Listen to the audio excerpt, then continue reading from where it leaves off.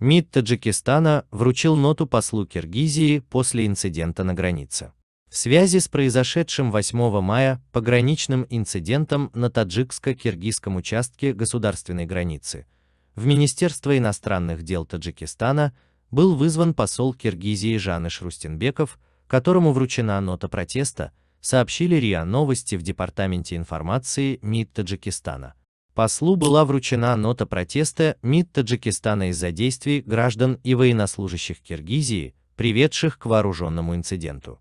До его сведения было доведено, что причиной указанного инцидента стал целенаправленный выстрел из огнестрельного оружия, произведенный гражданином Киргизии, а также последовавшие действия киргизских пограничников, вынудившие пограничные подразделения Таджикистана принять ответные меры, сказал собеседник агентства. Было отмечено, что в результате противоправных действий граждан и военнослужащих соседней страны тяжелые ранения получили 2 граждан Таджикистана, которые были госпитализированы.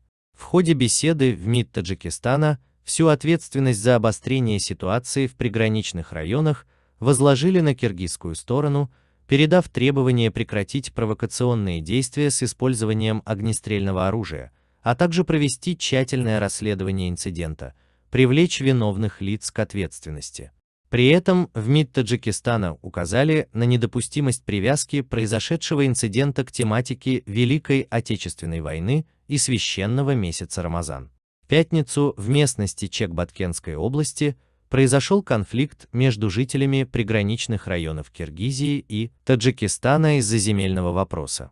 Около 30-40 граждан с обеих сторон начали закидывать друг друга камнями. В ходе инцидента прозвучал выстрел из охотничьего оружия. Для недопущения эскалации конфликта пограничные наряды Киргизии и Таджикистана произвели несколько предупредительных выстрелов в воздух. На некоторое время ситуация разрядилась.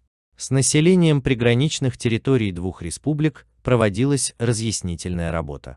Однако пограничники Государственного комитета национальной безопасности Таджикистана неожиданно открыли минометный огонь в направлении киргизских пограничников и граждан Киргизии.